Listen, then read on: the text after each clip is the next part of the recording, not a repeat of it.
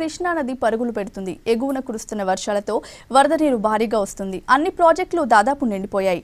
వారంలో సాగర్ కూడా నిండే ఛాన్స్ ఉంది. మరో 10 రోజుల్లో సాగర్ ఆయకట్టు సాగుకి నీటిని విడుదల చేసే అవకాశం ఉంది.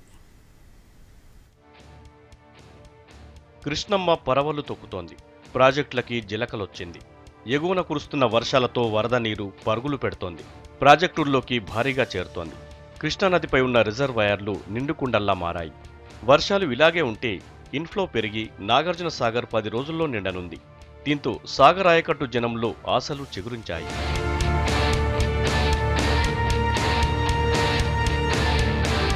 ఆల్మట్టి నుంచి శ్రీశైలం వరకు అంతా ఓకే.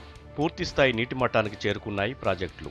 ఇక సాగర్ నిండడమే మిగిలింది. కర్ణాటకలోని ఆల్మట్టి డ్యాం కెపాసిటీ 129 టీఎంసీలు కాగా ప్రస్తుతం 107 టీఎంసీల నీరుంది.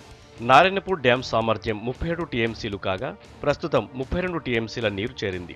జూరాల ప్రాజెక్టు కూడా దాదాపు నిండిపోయింది. తుంగభద్ర కూడా అంతే. తుంగభద్ర కెపాసిటీ 100 టీఎంసీలైతే 95 టీఎంసీల నీరుంది. జూరాల తుంగభద్ర ప్రాజెక్టుల నుంచి శ్రీశైలం ప్రాజెక్టులోకి భారీగా వస్తోంది వరద నీరు. వరద ప్రవాహం ఇంకా పెరగనుంది.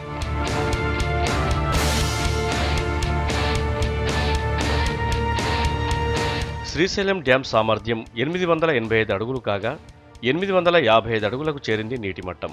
ఇప్పుడొస్తున్న వరద నీటి ప్రవాహం ఇలాగే ఉంటే 5-6 రోజుల్లో శ్రీశైలం ప్రాజెక్టు నిండిపోనుంది. ఇటు నాగార్జున సాగర్ ప్రాజెక్టులోకి కూడా భారీగా వస్తోంది నీరు. సాగర్ కెపాసిటీ 590 అడుగులు కాగా ప్రస్తుతం 513 అడుగుల నీరుంది.